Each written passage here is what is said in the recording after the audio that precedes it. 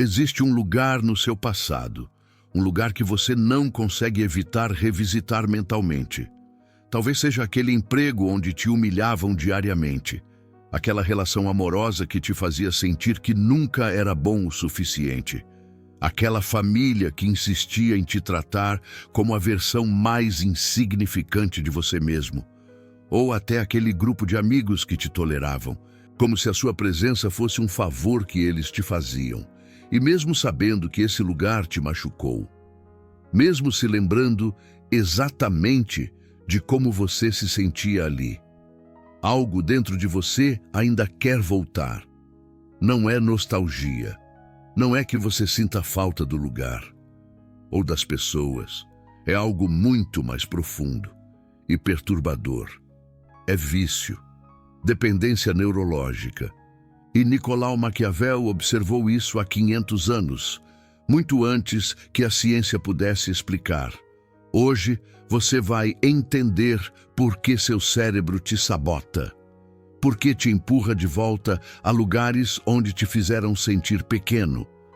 E mais importante, você vai aprender como quebrar esse ciclo de uma vez por todas.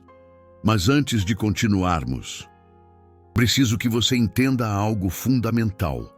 O que você vai ouvir provavelmente vai te incomodar, porque você vai reconhecer padrões na sua própria vida. E o reconhecimento é o primeiro passo em direção à liberdade. Mas também é doloroso. Em 1981, os psicólogos Marcelo Dutra e Silvia Prado publicaram um estudo que mudou nossa compreensão das relações abusivas. Eles estudaram mulheres que permaneciam em relacionamentos violentos e descobriram algo que chamaram de laço traumático. O estudo foi revolucionário, porque contradizia tudo que os especialistas acreditavam saber sobre relacionamentos nocivos. Até então, a teoria dominante era que as pessoas abandonavam situações dolorosas naturalmente, que o instinto de sobrevivência nos afastava do perigo. Dutra e Prado demonstraram exatamente o contrário. O fenômeno funciona assim.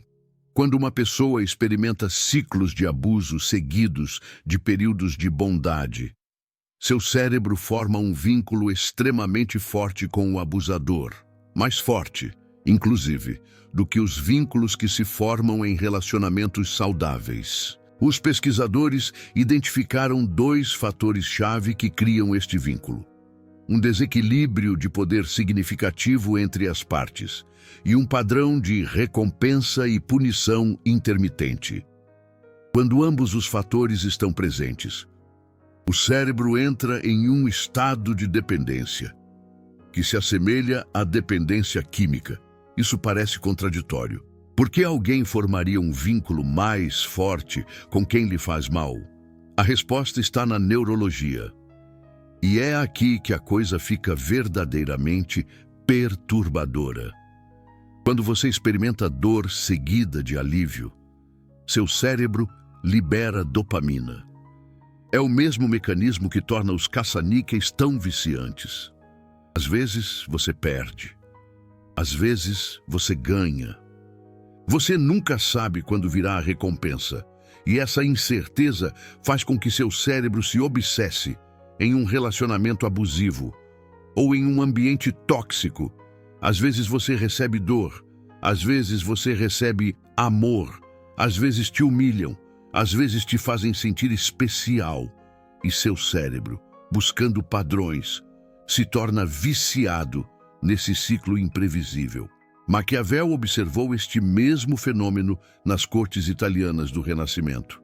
Ele escreveu sobre como os coronéis, que alternavam entre crueldade e generosidade, geravam uma lealdade mais feroz do que aqueles que eram consistentemente amáveis. O povo nunca sabia o que esperar. Às vezes, o coronel era generoso. Às vezes, era brutal. E essa incerteza criava uma dependência psicológica que Maquiavel descreveu como mais eficaz do que o carinho paternal ou o medo. Separadamente, Mas há algo que Maquiavel não pôde ver, porque não tinha acesso à neurociência: o papel da oxitocina. A oxitocina é conhecida como o hormônio do apego. É liberada durante o contato físico, durante momentos de intimidade, durante experiências de conexão emocional. E aqui está o lado cruel do cérebro. Ela também é liberada depois de episódios de estresse intenso, seguidos de reconciliação, quando alguém te magoa e depois te pede perdão, quando te humilha e depois te abraça, quando te faz sentir pequeno e depois te diz que você é especial. Seu cérebro libera oxitocina, e essa oxitocina cria um vínculo que se sente como amor, mas que na realidade é trauma. Este é o mecanismo exato pelo qual você volta a lugares onde te fizeram sentir pequeno. Não é fraqueza, não é burrice, é neurologia. Seu cérebro, literalmente, está viciado no ciclo de dor e alívio. E como qualquer viciado, busca sua próxima dose. Pesquisadores do Hospital das Clínicas documentaram que romper um laço traumático ativa as mesmas regiões cerebrais que a síndrome de abstinência de substâncias. As pessoas experimentam ansiedade, insônia, pensamentos intrusivos sobre voltar e uma sensação persistente de que algo está faltando. Isso não é fraqueza emocional. É química cerebral, e entender isso é o primeiro passo para superá-lo. Mas espere, porque isso tem implicações muito mais profundas do que parece. O laço traumático não se aplica apenas a relacionamentos românticos abusivos. Aplica-se a qualquer situação onde você experimentou ciclos de dor e alívio. Empregos tóxicos onde às vezes te elogiavam e às vezes te destruíam. Famílias onde o carinho paternal era condicional e imprevisível. Amizades onde você nunca sabia se seria incluído ou excluído. Todos esses ambientes programam seu cérebro da mesma maneira. E todos criam o mesmo impulso de voltar. Um estudo publicado em 2024 por pesquisadores de trauma encontrou que as pessoas que experimentam laço traumático têm dificuldades significativas para formar vínculos saudáveis posteriormente. Não porque não queiram relacionamentos sadios, mas porque os relacionamentos sadios parecem chatos. Você leu certo. Parecem chatos quando seu sistema nervoso está calibrado para o drama. É para a incerteza, para os altos e baixos emocionais. A estabilidade se sente como ausência de conexão. A amabilidade consistente se sente suspeita. O respeito constante se sente imerecido. E isso explica por que algumas pessoas sabotam relações perfeitamente saudáveis para voltar a ambientes tóxicos. Não é que não saibam o que é bom para elas. É que o bom já não ativa seu sistema de recompensa. Maquiavel escreveu que os homens esquecem mais pronto a morte do pai do que a perda do patrimônio. Mas há algo que esquecem ainda mais lentamente: o padrão de como foram tratados na infância. Um estudo da Universidade de São Paulo encontrou que as pessoas que cresceram em lares com cuidadores emocionalmente erráticos têm muito mais probabilidade de buscar relacionamentos similares na idade adulta. Não porque gostem da dor, mas porque seu sistema nervoso aprendeu a equiparar carinho paternal com instabilidade. Quando você era criança, as pessoas que te alimentavam, vestiam e cuidavam também podiam ser as pessoas que te assustavam, criticavam ou ignoravam. Seu cérebro em desenvolvimento não podia processar essa contradição. Então, você resolveu da única maneira que conseguiu, fundindo carinho paternal e instabilidade no mesmo circuito neuronal. Agora, como adulto. Quando encontra estabilidade, seu cérebro não a reconhece como carinho paternal. Parece estranho, incômodo, falso. E quando encontra instabilidade, caos, ciclos de dor e alívio, seu cérebro diz: isso parece com casa. Vou te apresentar os 5 sinais de que você está preso em um ciclo de retorno. Esses sinais vêm diretamente da pesquisa sobre laço traumático, combinadas com as observações de Maquiavel sobre a natureza humana. Um verdadeiro psicólogo antes da psicologia. Primeiro sinal: você idealiza o passado, apesar das evidências. Quando você pensa naquele lugar, ou naquelas pessoas que te fizeram sentir pequeno, sua mente edita seletivamente as memórias. Você se lembra dos bons momentos com clareza cinematográfica. Os maus momentos se tornam borrados, distantes, como se tivessem acontecido com outra pessoa. Isso não é por acaso. É um mecanismo de defesa chamado dissociação seletiva. Seu cérebro literalmente te protege da dor completa da lembrança para que você possa continuar funcionando. Mas esse mesmo mecanismo te torna vulnerável a voltar. Maquiavel já nos alertava sobre isso.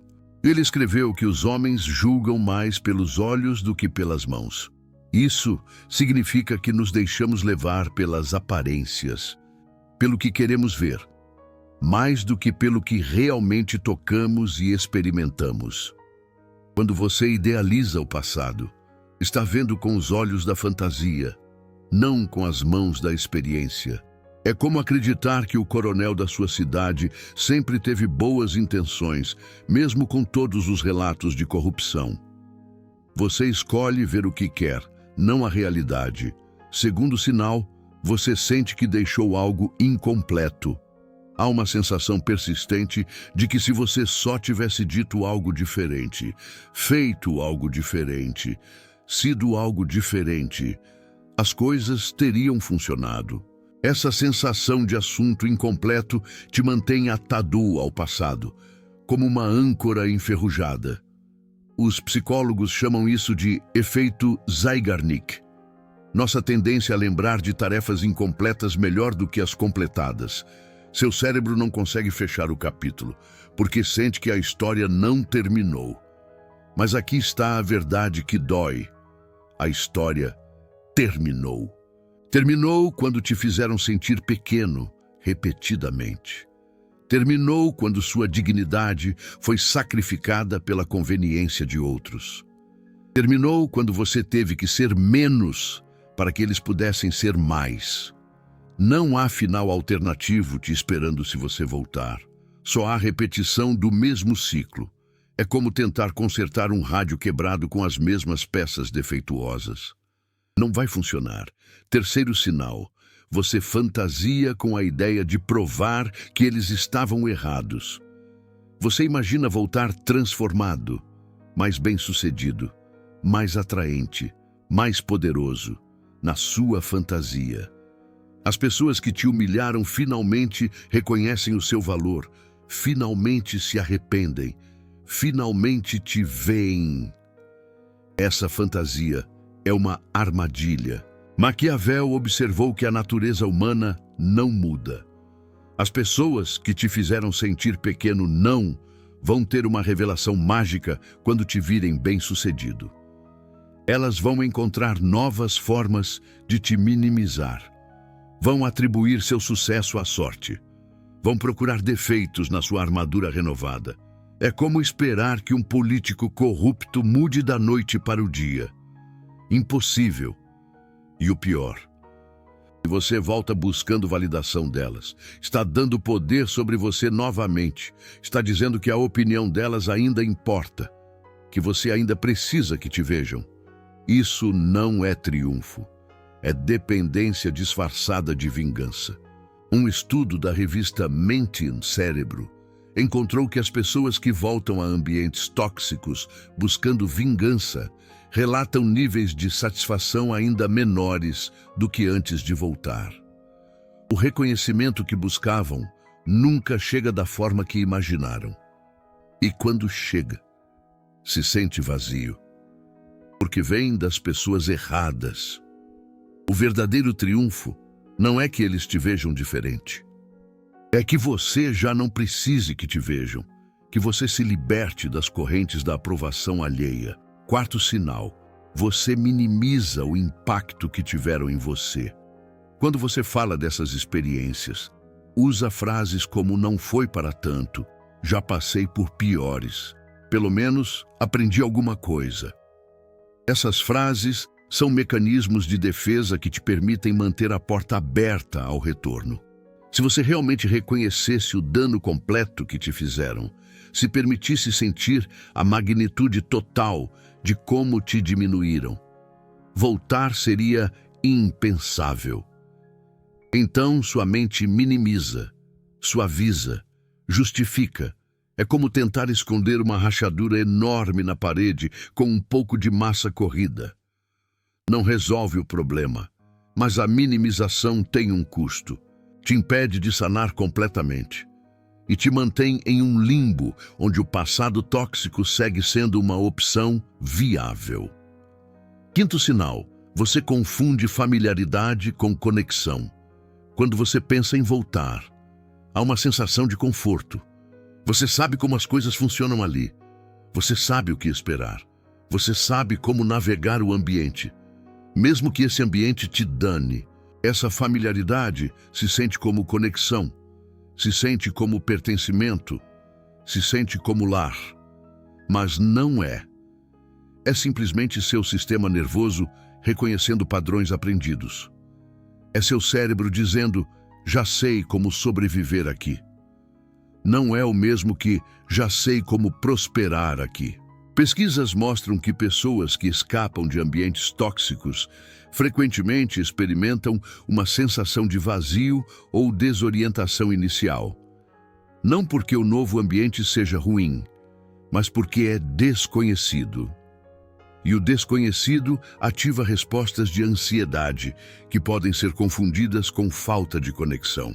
Uma psicóloga especialista em trauma descreveu esse fenômeno como abstinência emocional.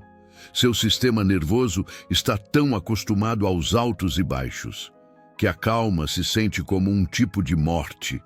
Não porque a calma seja ruim, mas porque seu cérebro ainda não sabe como processá-la.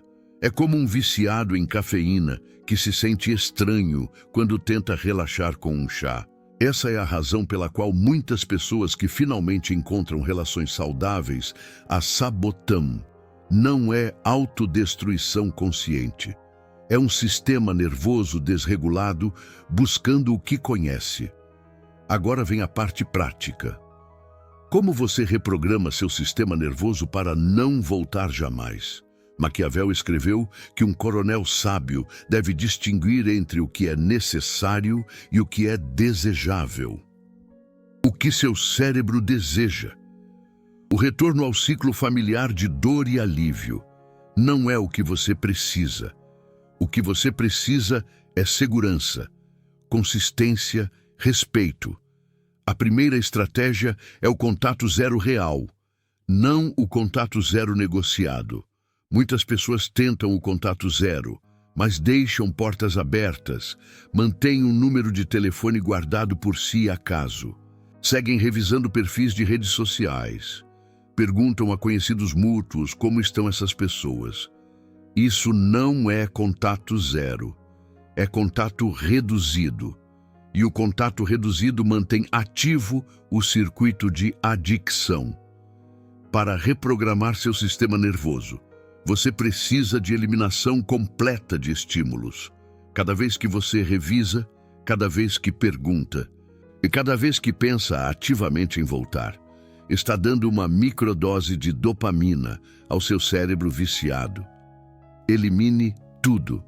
Números, fotos, objetos com carga emocional, rotas que te fazem passar por lugares associados.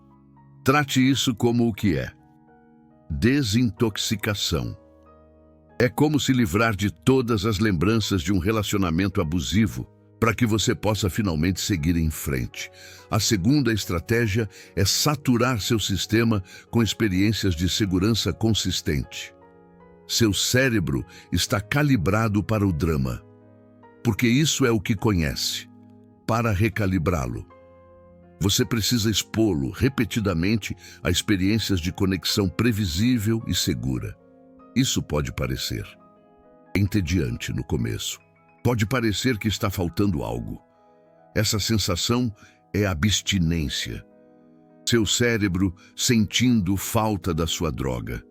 Mas com o tempo, com exposição suficiente a relacionamentos saudáveis, seu sistema nervoso se recalibra. Começa a reconhecer a segurança como desejável, não como suspeita. Começa a relaxar na consistência, em vez de buscar a próxima dose de drama. Um estudo de 2024 revelou que pessoas que mantêm relações estáveis por, pelo menos, 6 meses após sair de ambientes tóxicos, mostram reduções significativas em cortisol, o hormônio do estresse. Seu corpo, literalmente, aprende a relaxar. A terceira estratégia é reescrever a narrativa da sua partida. Muitas pessoas que deixaram lugares tóxicos carregam narrativas de fuga, de escape, de rendição. Se veem como vítimas que tiveram que ir embora, não como agentes que escolheram partir. Essa narrativa é perigosa, porque implica que as circunstâncias te expulsaram. E se as circunstâncias te expulsaram, as circunstâncias podem mudar e te fazer voltar. Você precisa reescrever sua história. Você não fugiu, você escolheu, você não escapou, você decidiu, você não se rendeu, você priorizou sua dignidade acima da aprovação deles. Maquiavel escreveu sobre a diferença entre a fortuna e a virtude. A fortuna são as circunstâncias que você não controla. A virtude é sua capacidade de agir efetivamente, apesar das circunstâncias. Sua partida foi um ato de virtude, não uma consequência da fortuna. Quando você se vê como agente da sua própria libertação, voltar se torna impensável. Por que você escolheria ativamente se reduzir? Depois de ter escolhido se expandir, a quarta estratégia é construir identidade fora desse contexto. Muitas pessoas que voltam a lugares tóxicos o fazem, porque sua identidade está muito atrelada a esse lugar. Seu senso de quem são depende de como eram vistos ali, mesmo que fossem vistos negativamente. Você precisa desenvolver uma identidade que não tenha nada a ver com esse passado. Novas habilidades, novas comunidades, novas conquistas que não possam ser explicadas pela sua história anterior. Quando sua identidade se expande para além do que essas pessoas conheciam, voltar deixa de fazer sentido.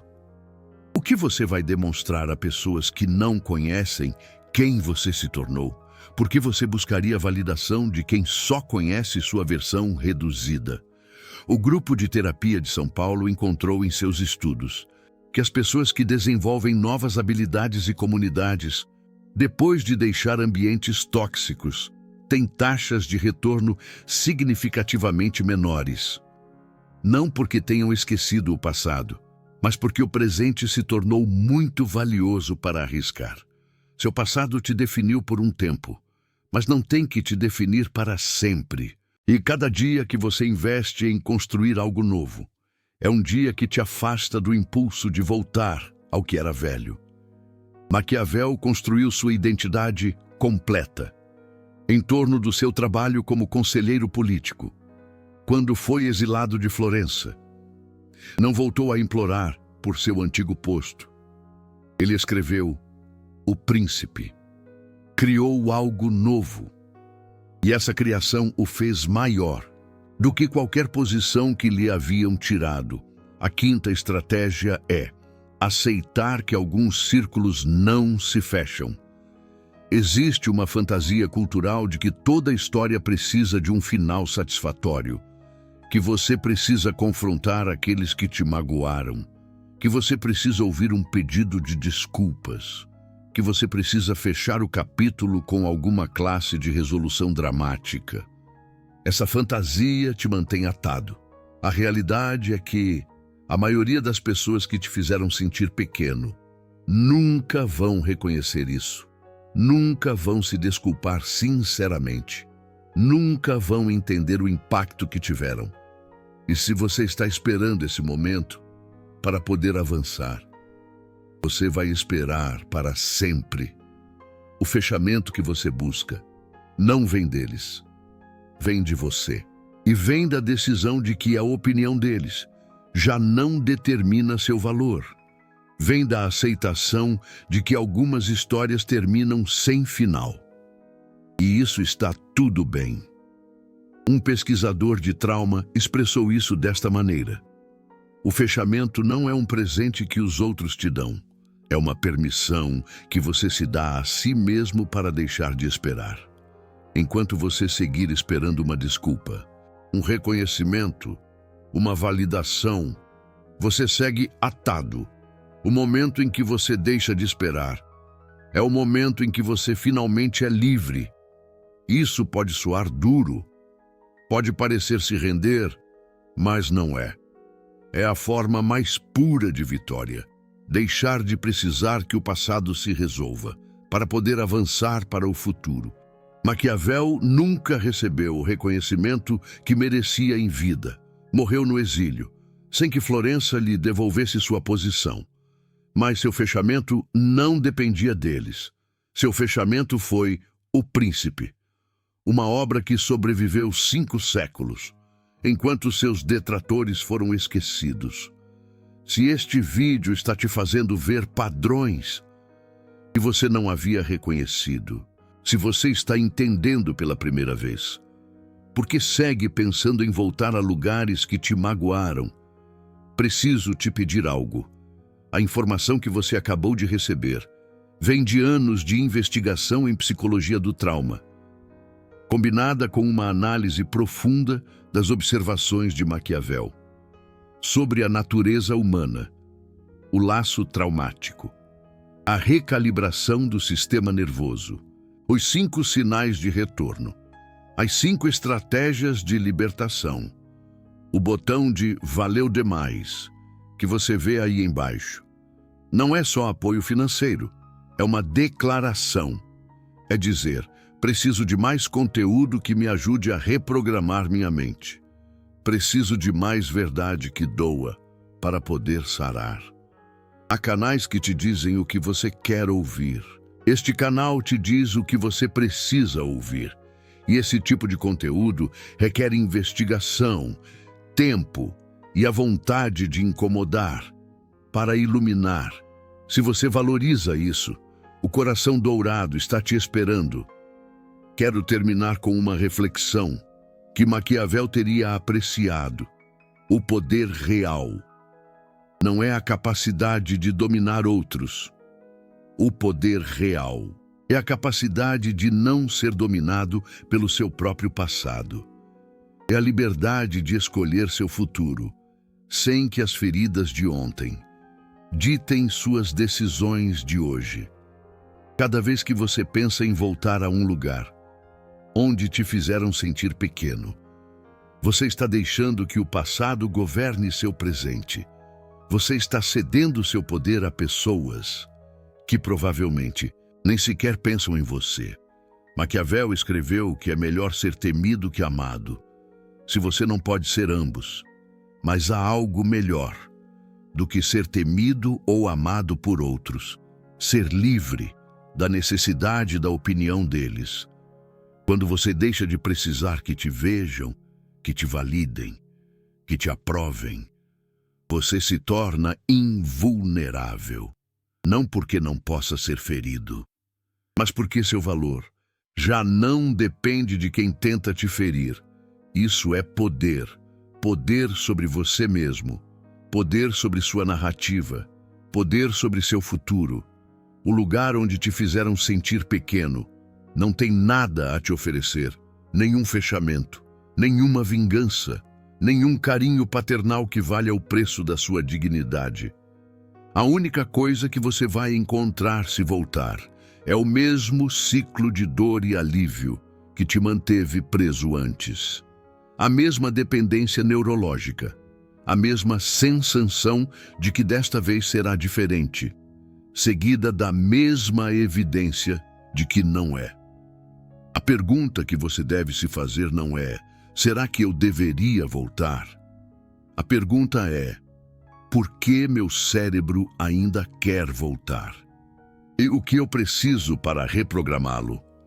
E a resposta para essa segunda pergunta você já tem.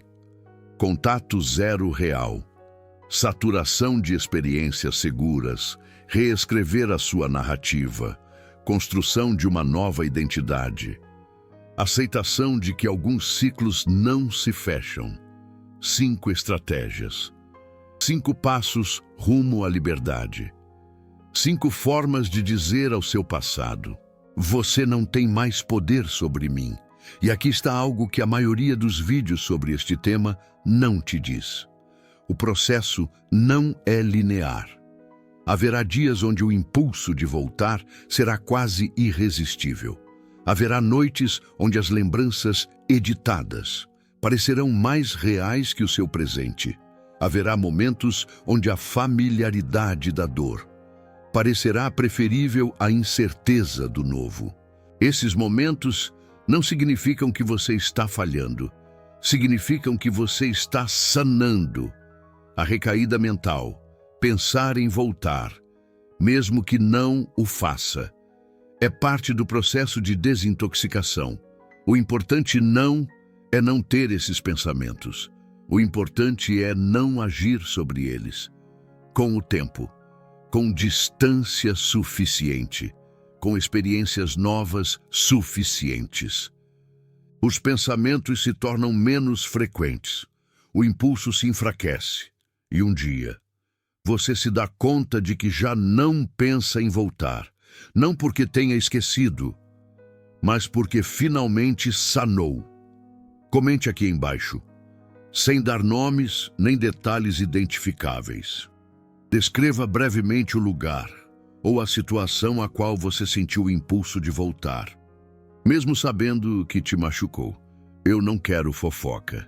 Eu quero que você processe o que acabou de aprender. Escrevendo. Porque escrever externaliza o pensamento. E externalizar o pensamento é o primeiro passo para dominá-lo. Se você conhece alguém preso em um ciclo de retorno, alguém que continua voltando a lugares, ou pessoas que lhe fazem mal, compartilhe este vídeo. Pode ser o primeiro passo, rumo à sua libertação. Nos vemos no próximo vídeo. E lembre-se sempre do que Maquiavel sabia. O poder real é não precisar voltar a lugares onde te fizeram pequeno, porque você já é grande. Sem eles,